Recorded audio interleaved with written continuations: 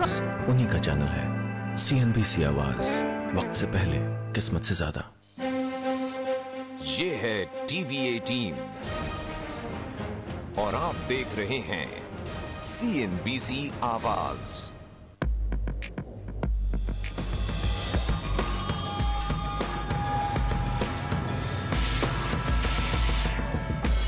Classroom में बैठकर पढ़ने से ज्यादा लोग कहते हैं कि घूमने फिरने से ज्यादा ज्ञान और ज्यादा एक्सपीरियंस मिलता है। इसीलिए हर साल न जाने देश भर के कितने स्कूल कॉलेजेस में से एजुकेशनल ट्रिप्स जाती हैं, देश दुनिया घुमाती हैं, जिनसे बच्चों को एक नया एक्सपीरियंस और क्लासरूम के बंद एनवायरनमेंट से बाहर निकलकर कुछ नया सीखने को मिलता है।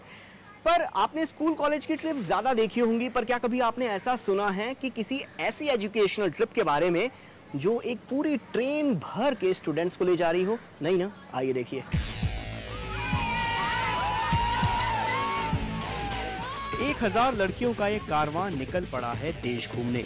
मिशन है 12 दिनों में देश के 4 राज्य घूमना, भारत को एक अलग नजरिए से देखना और इस एजुकेशनल ट्रिप के अंत में एक बेहतर इंसान बनकर उभरना। ये है मिशन ज्ञानोदय, जहां दिल्ली यूनिवर्सिटी की 1000 स्टूडेंट्स 15 कोच की स्पेशल ट्रेन में बैठकर घूमने निकल पड़ी हैं। नया एक्सपीरियंस है, नए दोस्त हैं और है नया सफर। दिल्ली से अहमदाबाद, मुंबई, गोवा, बंगलुरु और वर्धा का चक्कर लगाने वाली ये ट्रिप दिल्ली यूनिवर्सिटी के vice chancellor professor Dinesh Singh का आइडिया है और उन्हें इसकी प्रेरणा मिली महात्मा गांधी से। रेल यात्राओं की भूमिका वाकई शिक्षा के संबंध में बहुत ही महत्वपूर्ण होती है और मैं शिक्षा को एक कमरे में बंद ब्लैक बोर्ड के आधार पर नहीं मानता हूं। ये भी गांधी जी की ही सीख है, इसमें पिताजी के भी विचार मिलते रहे गांधी जी से कि शिक्षा के संबंध में जितना हाथों का प्रयोग होगा उतना ही हृदय में ज्ञान उतरेगा। प्रेरणा गांधी जी के जीवन से मिली। ट्रेन का रूट भी गांधी जी से ही प्रेरित हुआ। दिल्ली यूनिवर्सिटी ने रेलवे के साथ मिलकर पूरी यात्रा का खाका ऐसे तैयार किया कि स्टूडेंट्स को गांधी जी के जीवन की झलक देखने को मिले। अहमदाबाद और वर्धा को इस सफर में खास वजह से ही शामिल किया गया। सफर के दौरान स्टूडेंट्स महात्मा गांधी के जीवन और उनके अनुभवों से जुड़े रहें, इसका भी पूरा इंतजाम किया गया। हर ट्रेन में हर व्यक्ति को एक आत्मकथा उनकी मिली है भेंट में। मैं चाहूंगा कि यात्रा में पढ़ें, उस पर कोई रिपोर्ट भी समझ, पूरी आत्मकथा तो नहीं पढ़ पाएंगे, उसके कुछ अंश और उस पर कुछ हमें रिपोर्ट दर्ज कराएं, क्या समझे, क्या देखा।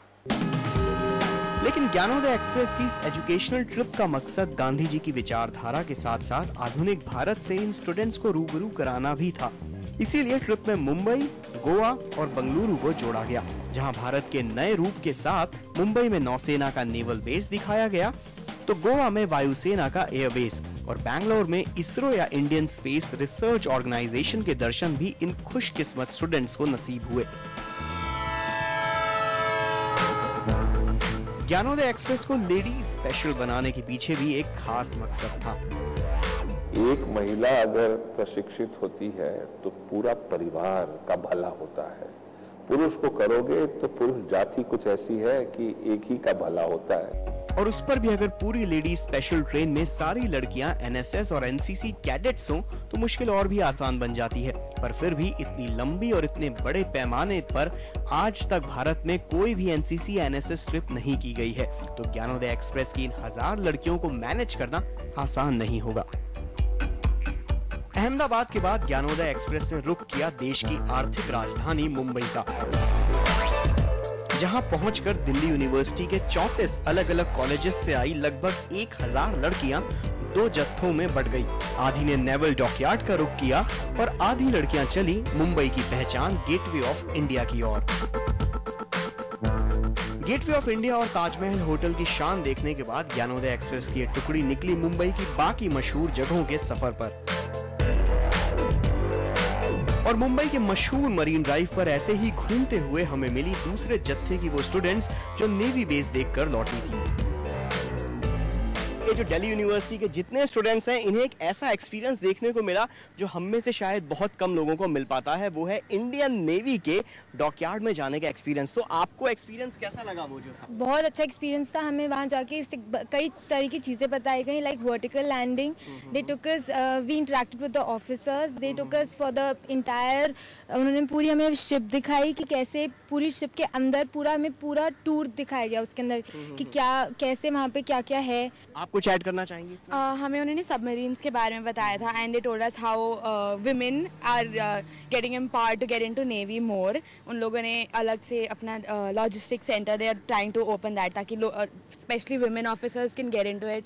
दे told us about the opportunities we have even from commerce background, not just for science. हम ये सोच सकते हैं कि आने वाले दिनों में ये जो ज्ञानोदय एक्सप्रेस की ये जो सारी ट्रिप है, इसके बाद कई लोग इंडियन नेवी में, ढेर सारे इंडियन नेवी को वुमेन ऑफिसर्स मिलेंगे। क्या ये हो सकता है? कितने लोग इंडियन नेवी ज्वाइन करना चाहेंगे? मुझे तो ये लग रहा है कि इंडियन नेवी आपको ढेर सारी वैकेंसी क्रिएट कर लेनी चाहिए। ये सारे वुमेन ऑफिसर्स आपके इंडियन नेवी को ज्वाइन करने वाले हैं। ज्ञानोदय एक्सप्रेस में इन लोगों का ज्ञान तो यकीनन उदय होता दिख रहा है। देखिए, इन्हें नए एक्सपीरियंस के साथ ही नए करियर ऑप्शंस भी दिखने लगे। अब यहाँ से चलते हैं मुंबई के एक और लैंडमार्क हाजी अली। हाजी अली के बाद अब वक्त हो चला है ट्रेन दोबारा पकड़ने का।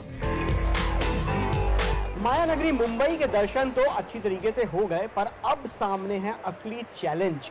इन 1000 स्टूडेंट्स को इस ज्ञानोदय एक्सप्रेस में अच्छी तरीके से मैनेज करके बिठाने का, और ट्रेन छूटने में है अभी सिर्फ 10 मिनट। तो क्या ये टास्क अच्छी तरीके से कंप्लीट हो पाएगा? Time starts now.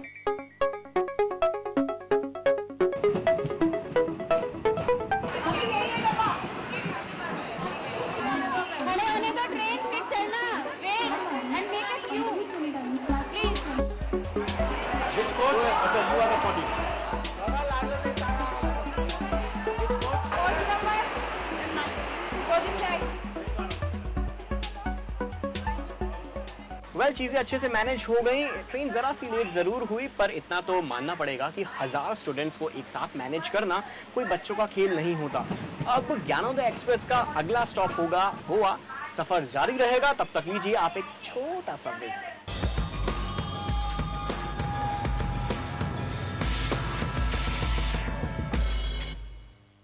Driver, car लेके आओ।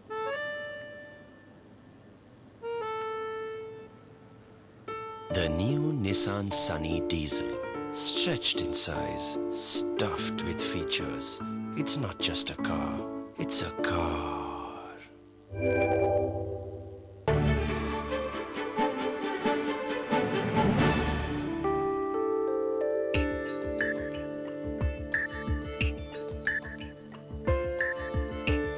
यहाँ पे इतनी नदियाँ हैं और फर्टाइल लैंड्स हैं।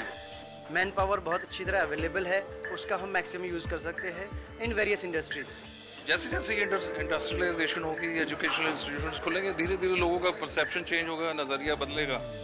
किसान हो, इंडस्ट्री वाला हो या कमर्शियल में दुकानदार हो, सबको एक साथ मिलकर ये काम करना है। यही विजन के साथ हम पूरे उत्तर प्रदेश को आगे लेके चलेंगे। तो ये अपने आप में एक वर्ल्ड क्लास